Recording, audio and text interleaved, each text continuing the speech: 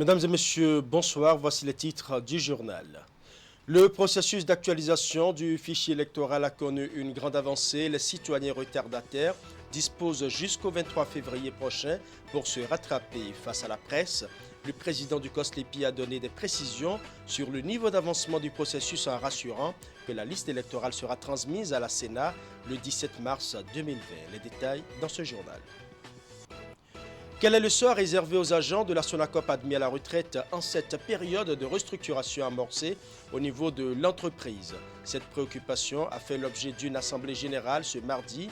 Les agents retraités regroupés au sein de leur amicale n'entendent surtout pas rester en marge de l'exercice d'application de cette réforme.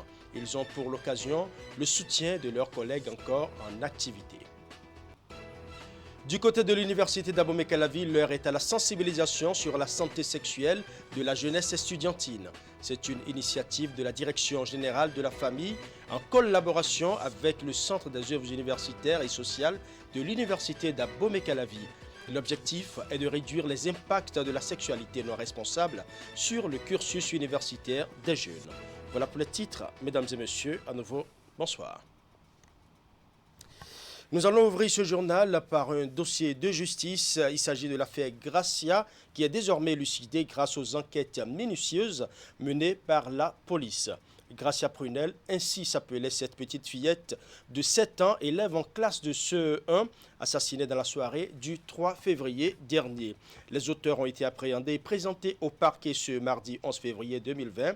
Le procureur de la République, près le tribunal de première instance de Cotonou, a donné un point de presse à ce sujet. Suivant. Dans la soirée du lundi 3 février 2020, le commissariat spécial de Dantokwa a été saisi de la disparition de la petite Gracia Prunel. Très vite, les investigations ont conduit sur la piste d'un employé de la boutique de vente de liqueurs devant laquelle la mère de Gracia Prunel tient son commerce de vente d'oranges au quartier Misebo, lieu dit à Bomégare, pour brouiller les pistes.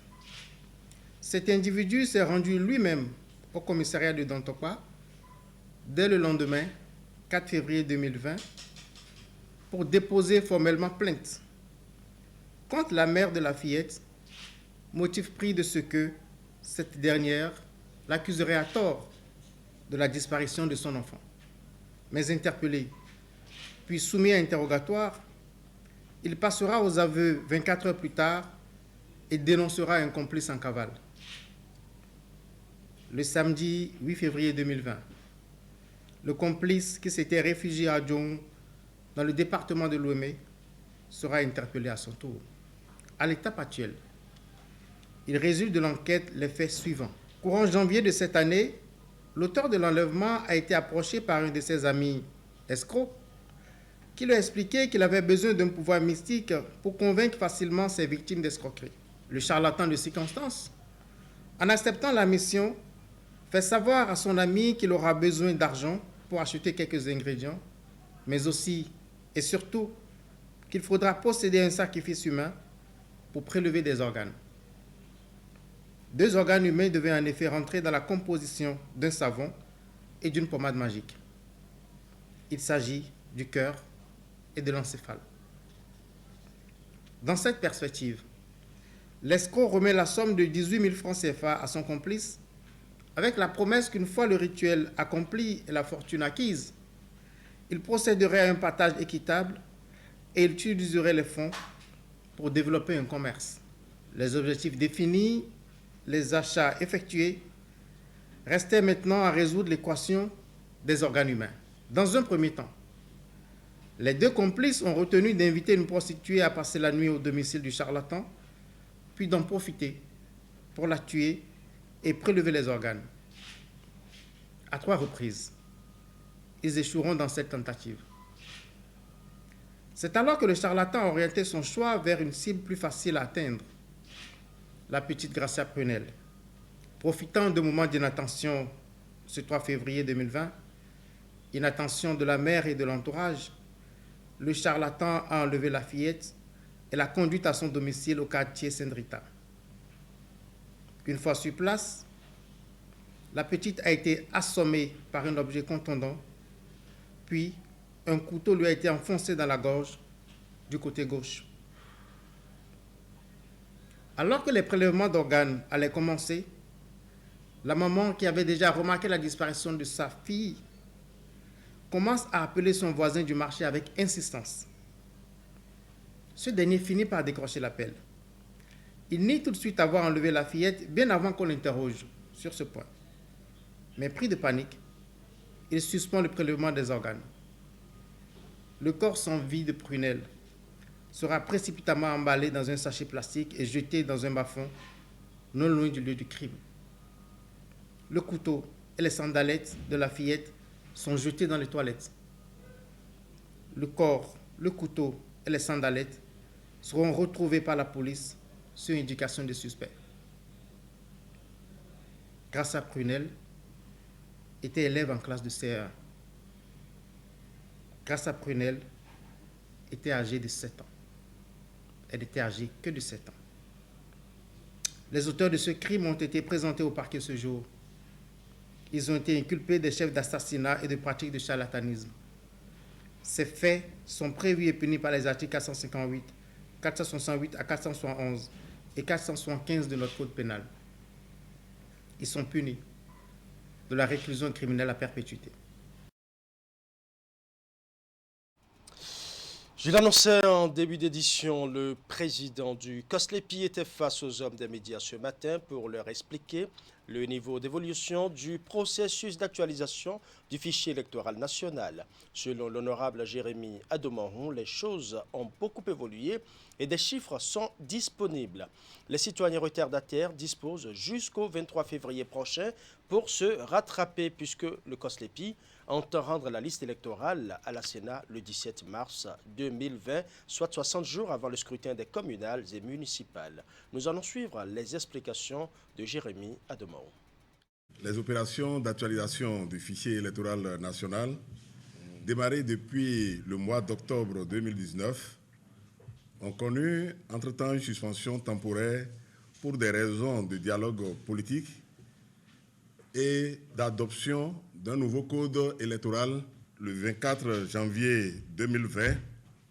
Nous avons décidé de relancer nos activités de terrain et donc donner un délai de 13 jours pour la phase de recueil des requêtes des citoyens. Cette phase a consisté à permettre aux populations de notre pays de formuler des demandes de correction ou de rectification d'informations personnelles, des demandes de radiation de personnes décédées, de mineurs, d'étrangers ou de personnes ayant perdu leurs droits civiques, des demandes de transfert de centres de vote, des demandes d'inscription, des déclarations de perte de carte d'électeur et des demandes de duplicata. Cette série d'opérations qui a duré 13 jours du 25 janvier au 6 février 2020 sur toute l'étendue du territoire national et qui a mobilisé les chefs de village et quartiers de ville, les agents techniques d'actualisation d'arrondissement, les commissaires communaux d'actualisation CCA, les coordonnateurs de zone, les coordonnateurs départementaux, les superviseurs d'aires opérationnelles, assistés des experts de l'Agence nationale de traitement. Au terme de cette série d'opérations, nous pouvons retenir globalement qu'environ 14 000 de citoyens ont demandé des modifications au niveau de leurs données à caractère personnel. Environ 3 000 demandes de radiation ont été formulées et environ 70 000 de demandes de transfert et environ 42 000 demandes de déclaration de perte et de demandes de duplicata de cartes d'électeurs. Au cours de cette opération de terrain, nous avons été confrontés à quelques difficultés. On peut noter l'adhésion difficile des populations à l'application des lois 2015-01 et 2015-02 relatives aux unités administratives en République du Bénin et à la cartographie électorale en République du Bénin. Le délai assez court, environ 13 jours, de collecte des requêtes des populations. Et face à cette difficulté, Le COSLEPI, soucieux de doter notre pays d'une liste électorale fiable qui prend en compte tous les citoyens en âge de voter, a décidé, suite à une plénière ce matin, de proroger le délai des opérations de terrain. Ainsi, la collecte des requêtes va se poursuivre jusqu'au 23 février 2020 dans les centres de vote pour permettre aux citoyens retardataires de formuler encore leurs réclamations. Étant donné que le corps électoral est convoqué pour le 17 mai 2020, le COSLEPI, pour satisfaire aux exigences de la loi 2019-43 du 13 novembre 2019 portant code électoral en République du Bénin, doit rendre la liste électorale à la Sénat le 17 mars 2020 au plus tard, soit 60 jours avant le scrutin. C'est donc le lieu d'inviter tous les citoyens concernés à se mobiliser pour participer activement à ce dernier ratissage. L'Observatoire de déontologie et de l'éthique dans les médias a entretenu ce dimanche les militants de l'Union démocratique pour un Bénin nouveau au siège de l'UDBN à Cotonou sur les comportements sains à adopter afin de véhiculer de bonnes informations sur la toile. C'est dans le cadre de son projet dénommé ODEM pour l'utilisation responsable des médias sociaux. Reportage.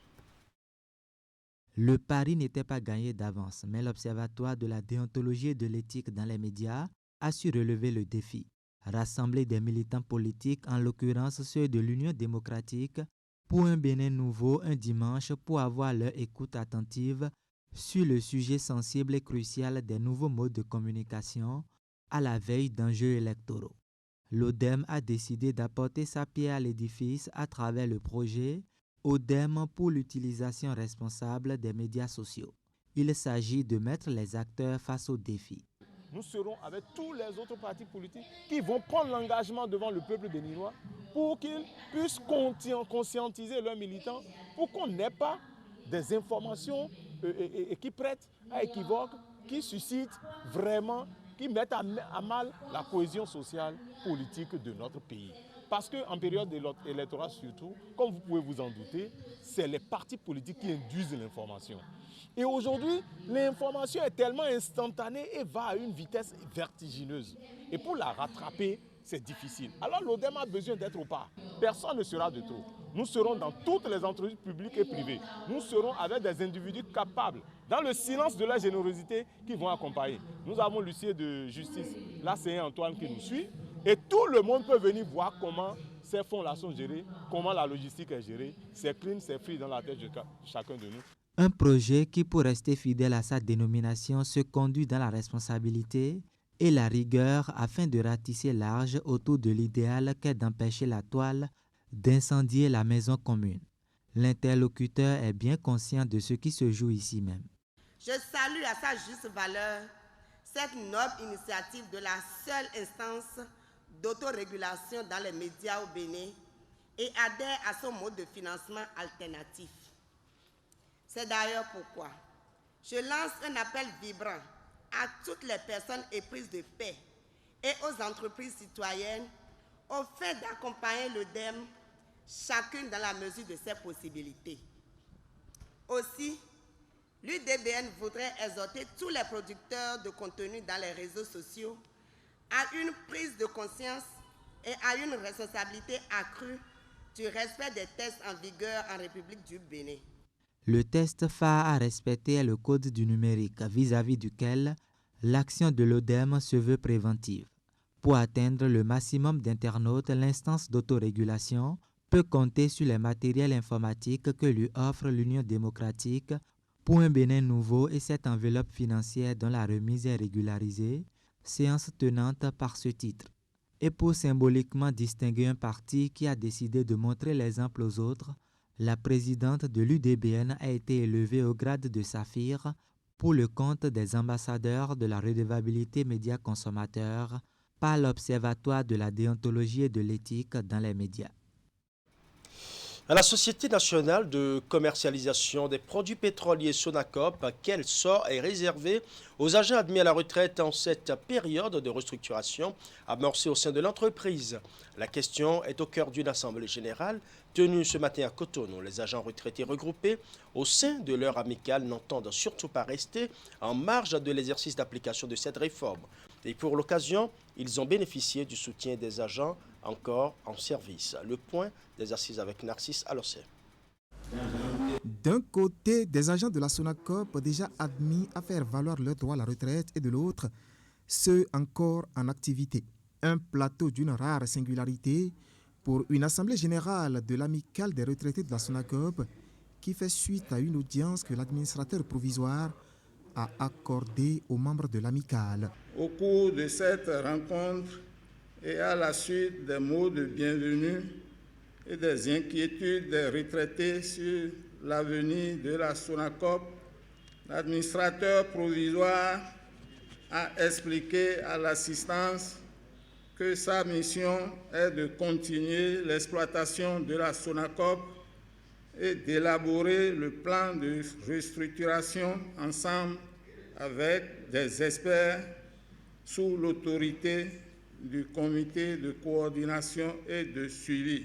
Dans le plan de restructuration, il y a une mesure qui suscite des inquiétudes ici, celle de la suspension des dotations des tickets valeurs élargie aux agents retraités. Si nous sommes arrivés à la restructuration, c'est parce que le mal est profond. Et quand on est malade, il faut accepter de se faire soigner. Vous allez, pendant vos travaux, pendant votre rencontre, réfléchir, certainement faire des propositions. Je suis sûr que le gouvernement également est ouvert à toutes les propositions qui pourront amener la Sonacop à sortir de cette situation triste que nous vivons. Une situation triste face à laquelle ces agents admis à faire valoir leur droit à la retraite s'interrogent sur l'avenir de leur amicale. Si le président de la République avait dissous la Sonacop, c'est que vous n'avez pas existé, chers doyens et doyennes.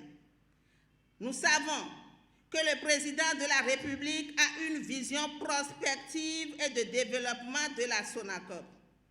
Le président de la République ne laissera jamais le secteur des hydrocarbures entièrement dans la main des privés qui sont exclusivement guidés par le profit, rien que par le profit. De la dissolution à la restructuration de la Sonacop, le syndicat des travailleurs salue la vision du chef de l'État, mais souhaite que dans le processus, la branche de stockage ne soit pas dissociée de celle de la distribution. Car l'un soutient l'autre. Si la distribution aujourd'hui n'est pas rentable, hier elle l'a été et demain elle le sera.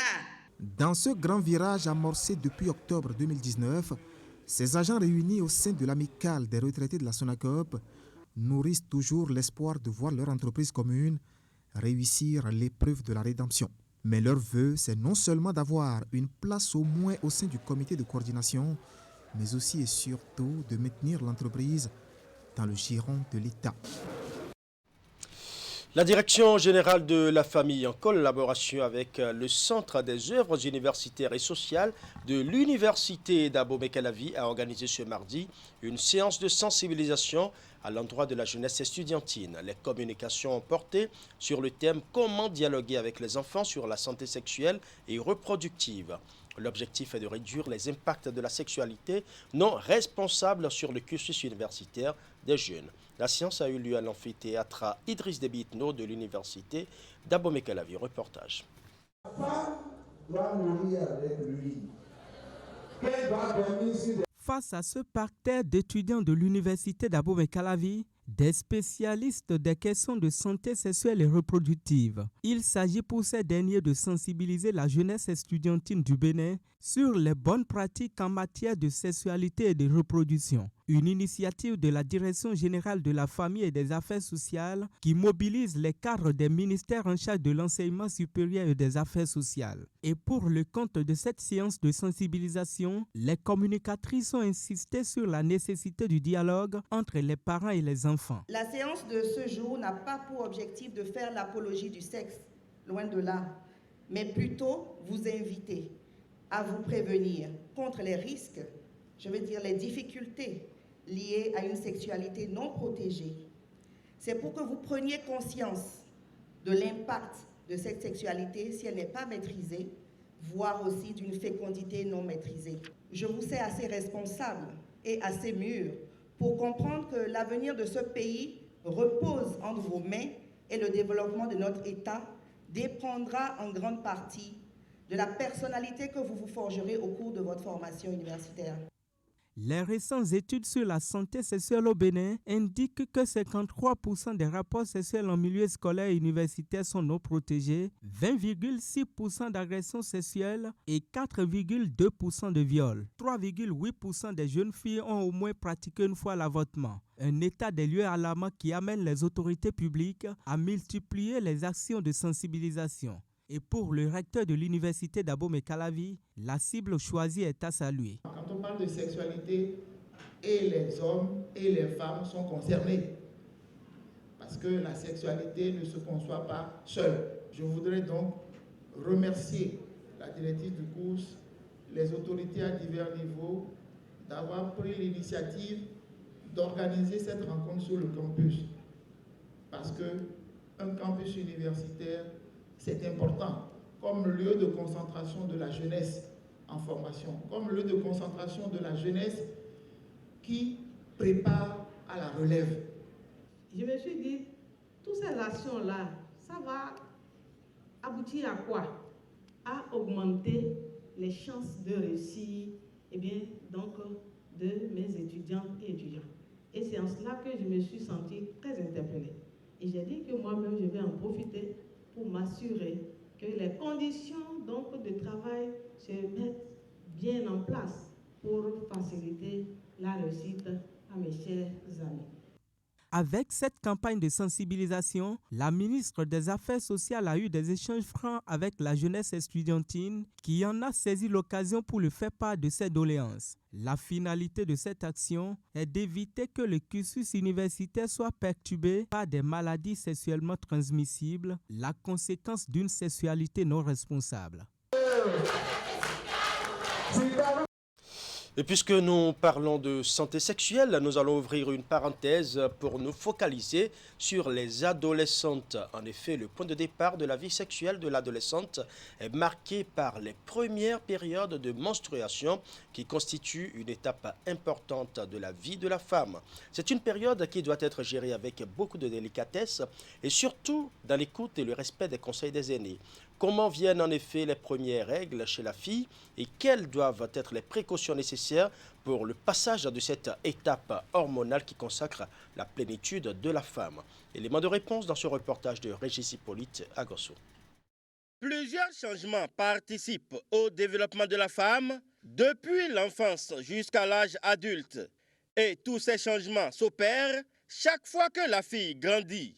Ainsi, pour passer de l'enfance à l'adolescence, elle doit franchir une étape capitale de sa vie, les premières périodes de menstruation. La période de menstruation, c'est en quelque sorte la période de puberté chez les ados. C'est une période au cours de laquelle on constate des transformations, des changements psychologiques et physiques chez la fille. Nous pouvons déjà constater le développement des seins. Chez certaines filles, vous pouvez constater l'apparition des boutons qui sont dus aux hormones. Tous ces changements, ce sont des changements physiques que vous et moi, nous pouvons constater sur la fille. Des transformations qui changent la fille et lui permettent de grandir, même si l'âge et les circonstances des premières règles varient d'un individu à un autre. La première fois que j'ai eu mes règles, j'avais 14 ans. J'étais dans la chambre lorsque j'ai senti du mal vers mon bas-ventre. J'ai commencé par crier. Maman est venue me demander « tu as quoi ?» Et j'ai dit « j'ai mal au bas-ventre ». Le temps où de lui dire que j'ai mal au bas-ventre, c'est sorti. Ça, c'était à 15 ans. Un samedi soir après la lessive, j'allais sous la douche lorsque j'ai constaté qu'il y avait un changement en moi. Je me suis lavée, je suis allée voir la maman qui m'a dit comment est-ce que je devais m'entretenir. J'étais en classe de CM2 quand j'ai eu mes premières règles. à la récréation comme ça, je suis sortie, j'ai vu que mon kaki était taché. Je courais à la maison en pleurant. Je disais à ma maman, viens voir, je ne comprends rien.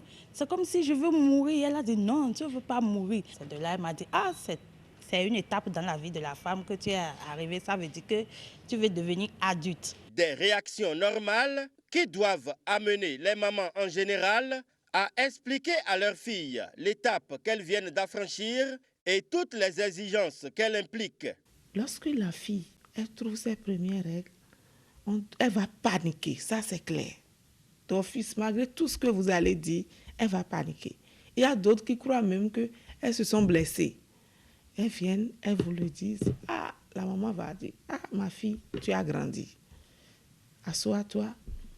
Le sang que tu es en train de voir, ce n'est pas une blessure. C'est l'ordre normal des choses. Et maintenant, tu dois te prendre plus au sérieux. J'arrivais quand même à essayer de leur faire comprendre que l'arrivée des règles, là, déjà, commence par dire qu'il faut faire attention. Parce que dès que vous commencez les règles, un premier contact pourra banalement vous amener à une grossesse d'adolescence et une grossesse non désirée.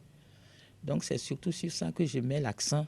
Outre ces conseils, la désormais jeune fille apprend comment se comporter face à une pareille situation. Pour les premières règles, la plupart des femmes ont appris l'utilisation des coupons de pagne. Mais de nos jours, les choses ont évolué, leur simplifiant la tâche. En son temps, il n'y avait pas de couches jetables et nos mères nous conseillaient des anciens pagnes qu'on découpait en chiffon et on nous montrait comment mettre ce chiffon pour pouvoir recueillir le sang. Et après, on lave le chiffon correctement et ça devient un chiffon sacré que personne ne doit toucher. Elle m'a donné les choses pour me protéger, les pagnes, les demi-pagnes déchirées, là, elle m'a protégée avec. Et elle m'a montré comment je peux faire souvent avec ça et comment pour me protéger, pour ne pas me horner parmi les gens. Avec les chiffons, vous vous sentez plus à l'aise et plus protégé. Les enfants maintenant ne veulent pas aller à la douche et laver. Donc les enfants ont préféré utiliser des couches jetables. Elle m'a dit de trouver un petit pain déchiré et utiliser ce genre de couches, mais de ne pas utiliser les couches jetables, que ce n'est pas bon. Jusqu'à présent, c'est les torchons que j'utilise. Je trouve que les couches sont un peu faciles parce que là, on n'en perd pas trop le temps.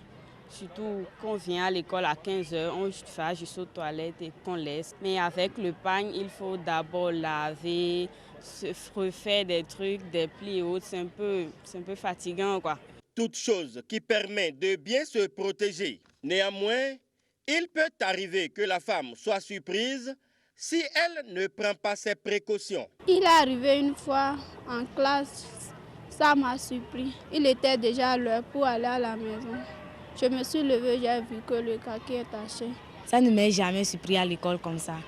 Quand ça veut commencer, j'ai des signes quoi. Soit c'est les maux de tête, soit c'est vertige. Je sens ça en même temps que là, je m'apprête quoi avant de venir à l'école. Les premières règles demeurent pour les jeunes filles une étape très importante dans l'évolution de leur organisme.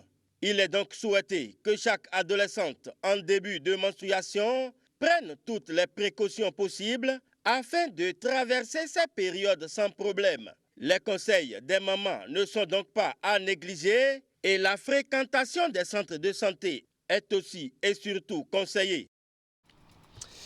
Dans un tout autre registre, la Bank of Africa Bénin a signé des conventions avec certains de ses partenaires et des mémorandums d'entente avec d'autres. Il s'agit en effet d'un contrat qui permet à ses partenaires de bénéficier des financements pour le fonctionnement et le développement de leurs entreprises. Une initiative qui s'inscrit dans le cadre de la commémoration des 30 années d'existence de la BOA au Bénin. Reportage. La célébration des 30 années d'existence de la BOA Bénin ne passe pas inaperçue chez ses partenaires.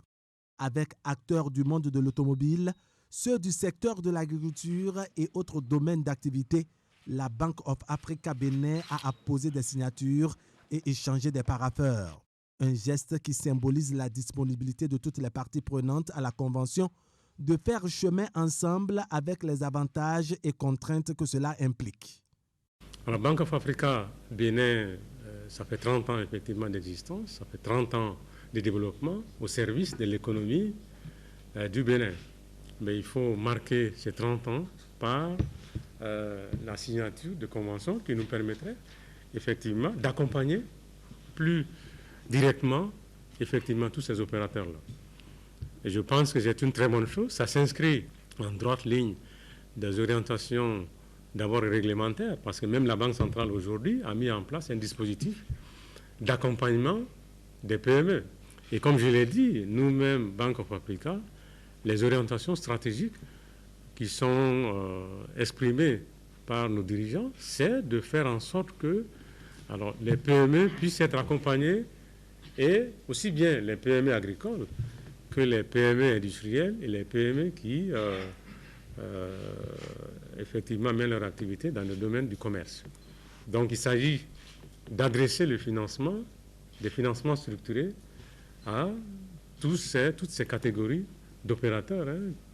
Et la BOA, fort de ces 30 ans d'expérience, après un bilan assez élogieux, décide de faire des 30 ans à venir l'un des investisseurs importants dans le secteur agricole.